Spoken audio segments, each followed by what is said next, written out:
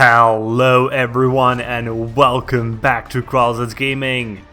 Today we are going to take a look at Skul, the Hero Slayer.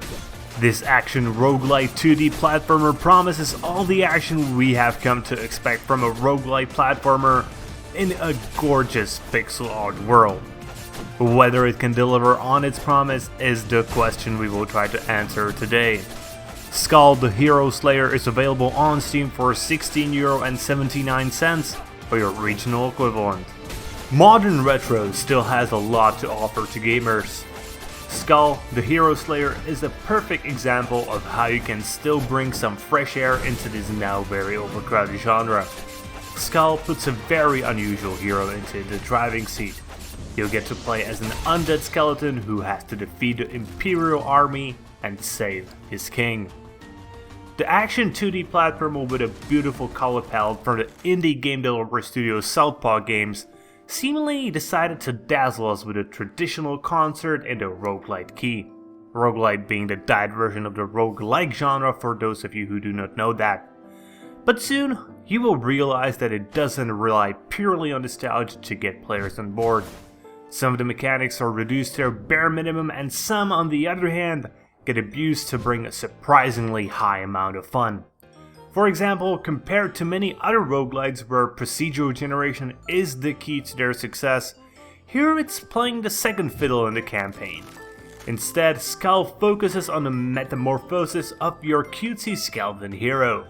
He can quickly morph into a demon firing out fireballs, then into a heroic knight with his massive sword, or even into a brutal biker who leaves his enemies with an imprint of his tires on their faces. This all is quite cool, but most importantly, fun, as this mechanic just makes the game awesome. And it's done in such a clever way. Depending on what Skul you're wearing, literally, not only does the look of your hero change, but your playstyle as well. The best part is that the game quite often pushes you towards changing your identity. The skulls will literally fall out of your enemies, be hiding in chests, or sometimes just even in hidden places. To keep things interesting, some of them will appear more often than others. Some could even be considered quite rare. And so the difficulty doesn't get thrown out the window, as you'll only have 2 of them available in your quick slots. On top of that, after you die, the vast majority of your equipment, apart from a few unique exceptions, gets reset alongside your campaign progression. Let's now talk about the difficulty for a second, as it has a very steep curve.